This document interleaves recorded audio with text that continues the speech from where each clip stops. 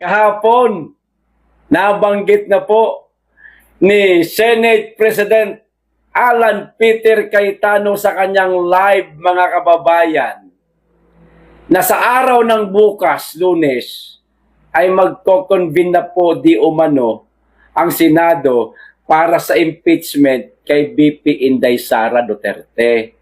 Pero ayon po sa mga nag-leak na usap-usapan ngayon, mga kababayan, at kumakalat na po ito sa social media, di umano, walang magaganap na impeachment trial sa araw ng bukas sa Senado, kundi uunahin di umano nitong mga nasa minority, mga kababayan, ang panibagong kudeta na naman para mapatalsik po si Alan Peter Cayetano bilang SP. At merong mga usap-usapan na maaaring bumalik sa pagka-SP itong si Mig Zubiri. Meron namang iba nagsasabing si JB Ejercito di umano ang iboboto ng minority para maging SP, mga kababayan. Pero independent po itong dalawa. Siyam lamang po, siyam ang nasa minority, 13 naman po ang nasa majority, dalawa ang independent. Itong si JB Ejercito at saka si Mig Zubiri. Kahapon, mga kababayan, nabanggit ko po sa inyo na mayroong isa pang senador na nagmula sa minority ang aanib na po di umano sa majority ni SP Alan Cayetano, mga kababayan. Aba, nagkamali ho yata ako. Ang nasabi ko, isa lang ang lilipat sa majority ni Cayetano. Abay, hindi lang pala isa, 3.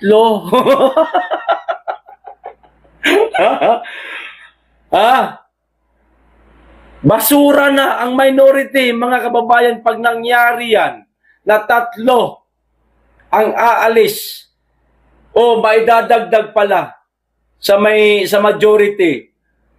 Maaaring hindi po manggagaling sa minority itong 3. Maaring itong 2 independent na si JB Ejercito at saka si Mig Zubiri ang madadagdag sa majority. Plus isa na mula sa minority. So 3. Ang 13, mga kababayan, na ngayon ay majority, magiging 16 na po, mga kababayan. Wala nang kapag-asa na may panalo po nila ang impeachment laban kay VP Inday Sara.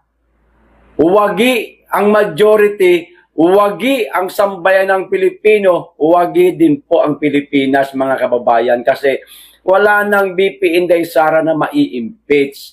O ito po patunay, mga kababayan, sinabi po ito ni Tito J. Sonsa na hindi lamang po isa ang madadagdag sa majority, kundi 3. O ito, may lilipat na 2. Sorry, 3 pala. Papunta sa kampo ng Brave 13 sa susunod na linggo. Etong Lunes na ho yun, susunod na linggo. Maaaring bukas na po ito mangyari, mga kababayan. Maliwanag po ang sinabi ni Tito J. Sonsa. Lilipat, mga kababayan, 2 o 3, lilipat papunta sa kampo ng Brave 13. Pero wala ho siyang sinabi na galing sa minority. Lilipat lang po sa kampo ng Brave 13. Uhulaan ko mga kababayan, ewan ko lang kung tama ako. Maaring meron din po kayong sariling hula ninyo, pero ito po yung sa akin. Ipapakita ko lang po sa inyo, mga kababayan, itong litratong ito. Ayan o. Sino-sino po ba ngayon ang nasa majority, mga kababayan? Senators in the 20th Congress. Siyempre, ang SP po, si Alan Peter Cayetano. Sumunod po dito, si Pia, si Cheese, si Jinggoy, si Bongo, Legarda, Marcoleta, Aimee Marcos, Robin Hood, Padilla, Joel Villanueva, Camille Villar, Bato de la Rosa, at si Mark Villar. So ayan po yan. 13 sila, mga kababayan, di po ba? Ngayon, eto naman po yung sa minority. Ayan, si Tuta Soto nangunguna.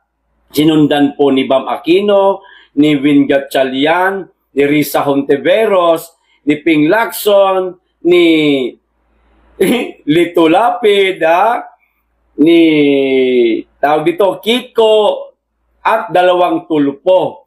Pero meron pong nakakaligtaan ang mga Pilipino. Meron pong 2 independent. Nariyan po si JBRC to. At saka si Mig Zubiri, mga kababayan. Eto na po yung hula ko na 3 na maaari pong lumipat po sa kampo ng Brave 13. Sigurado na ako dito, mga kababayan, etong 2. Independent nga di ba? Ayan na si JBRC to. At saka si Mig Zubiri. Independent po. Walang inaniban na grupo. Wala sa minority, wala sa majority. Nananatiling independente itong 2. Namimili ito, siyempre. Hinahanap pa nila kung saan sila pwedeng umanib. Nag-iisip pa kung sino ang mas matino. Majority versus minority. Kaya nag-independente sila. Sa Lunes, maaari nakapag-isip-isip na sila, mga kababayan, kinakailangan nating pumasok na sa majority. Uulitin ko, etong si JB at saka si Migs. Posible po ito na pumunta sa majority, mga kababayan. At yung isa naman po na sinasabi ko kahapon na lilipat sa majority mula sa minority, mga kababayan, ang hinala ko ho dito sa Siam, mga kababayan, kung hindi ako nakakamali, 2 lang po ang nakikita ko. Maaring isa sa kanilang 2. Kung hindi si Bam Aquino, si Win Gatchalian. Nariyan lang po sa 2 yan, mga kababayan. Bam Aquino Aquino nga apelido Mortal na kalaban po ito ng mga Marcos. Posible. Di po ba? Win Gatchalian, re-electionist po yan para sa 2028. Maniniguro yan, mga kababayan, na maipapanalo niya pa ang kanyang kandidatura sa 2028. So maghahanap siya ngayon ng kampo na maaari niyang pagpwestuhan, na maaari din siyang makakuha ng boto sa 2028. Okay? Pero kahit na mangyari ho yan, mga kababayan, halimbawa man si Win ang lumipat sa majority, tatandaan niyo po yan. Balimbing po yan, mga kababayan. No? Balimbing po yan.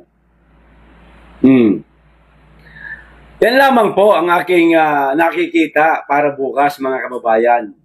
Nakikita at bulong na rin po ng ating mga kaibigang butiki na nakasilip po sa kanilang mga galawan ngayon.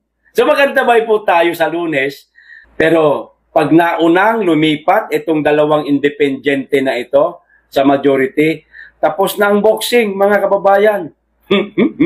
Tapos na ang boxing. Panalo na si BP Inday Sara sa 2028. Kasi agad-agad magko-convene ang Senado, mga kababayan, sa impeachment para kay BP Inday Sara, at sigurado ho tayo na hindi po mai-impeach Inday. Okay,